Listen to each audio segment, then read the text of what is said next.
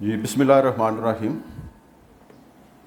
Dear students, جیسے کہ آپ کو معلوم ہے کہ ہم نے پچھلے لیکچر میں مسلم پرسنل لاء کا جو باقی ٹاپکس ہیں اس میں گفٹ ہے، وقف ہے، ٹرسٹ ہے، وہ چیزیں ہم پڑھی تھی. تو آج ہم جو کہ بڑا امپارٹنٹ ٹاپک ہے مسلم پرسنل لاء کا، وہ ہم پڑھیں گے dissolution of Muslim marriages act 1939. تو اس میں ہم ذرا اس کا اوور ویو بھی لیں گے اور ان ڈیٹیل بھی جائیں گے.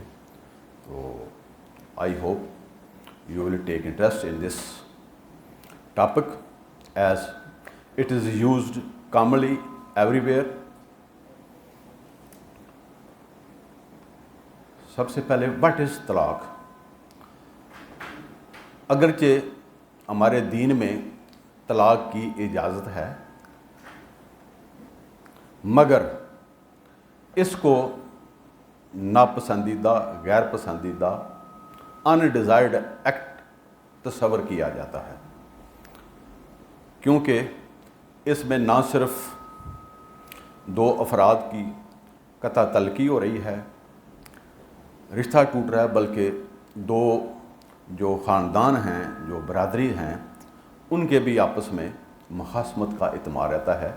اس لیے اس کو یہ ناپسندیدہ، غیر پسندیدہ، انڈیزائرڈ ایکٹ سمجھا جاتا ہے. Although it is permissible under شریعہ. تو اس کے دو پورشن ہیں. ایک پورشن تو یہ ہے کہ جو میل adult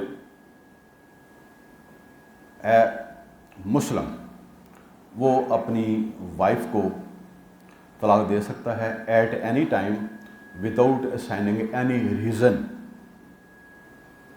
without any precondition وہ طلاق دے سکتا ہے. اس میں اور جبکہ آن دی ادر ہینڈ جو وائف ہے اس کو بھی رائٹ آف طلاق as been delegated by the لا.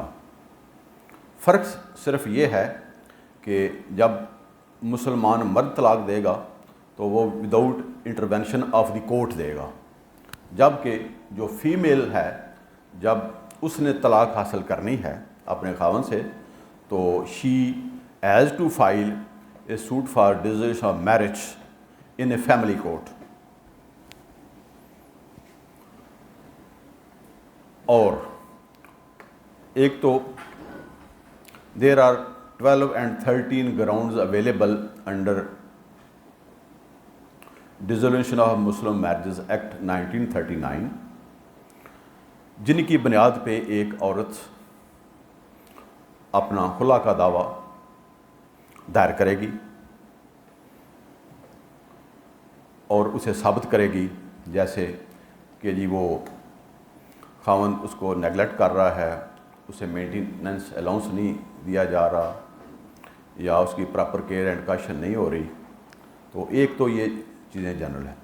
ایک جو کامن چیز ہے وہ یہ ہے کہ اگر وائف یہ اتنا ہی کہہ دے عدالت میں کہ جی مجھے اس سے شدید نفرت ہے، ود ان دی حدود Allah, within the injunction of Islam, I can not live with him as wife because the level of hatred has gone so high, and if it is left to be continued, it will create further complication and hatredness among the couple.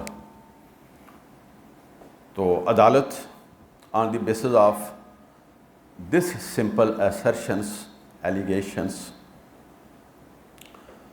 عدالت جو ہے نا وہ طلاق pronouns کر دے گی on the basis of خلا. But at the same time, in lieu of khula, she will have to surrender some portion of monetary benefits she had already received from her husband at the time of marriage or later on. اس میں یہ حق مہر بھی ہو سکتا ہے. Some time جو حق مہر ہے وہ پرامپٹ یعنی کہ موقع پہ وصول کر لیا جاتا ہے, اور سم ٹائم کچھ حصہ وہ ڈیفرڈ رکھا جاتا ہے کہ which is receivable later on the demand of the wife. تو عدالت یہ بھی کہہ سکتی ہے کہ جو ٹھیک ہے جو آپ نے پرامپٹ ڈاور لیا ہے وہ تو ٹھیک ہے, جو ڈیفرڈ ڈاور ہے تو she will not received that portion of deferred dower. تو یہ اس میں یہ کنڈیشن لگا دی جائے گی. تو اس طرح یہ جو ہے نا یہ وائف کو بھی یہ طلاق کا اتنا ہی یہ حق دیا گیا ہے جتنا کہ خاوند کو. فرق صرف دونوں میں یہ ہے کہ خاوند جو ہے نا وہ بغیر کسی عدالت کی کسی فورم کی انٹروینشن کے وہ طلاق دے سکتا ہے آن his own without assigning any reason and at any time. But for the wife it is incumbent that she should file a suit for dissolution of marriage in concerned family court. So then she will be entitled to get the degree of khula. تو امید ہے کہ یہ آپ کو یہ topic پسند آئے گا. تو thank you very much. Any question from your side but relevant questions to be raised or to be asked.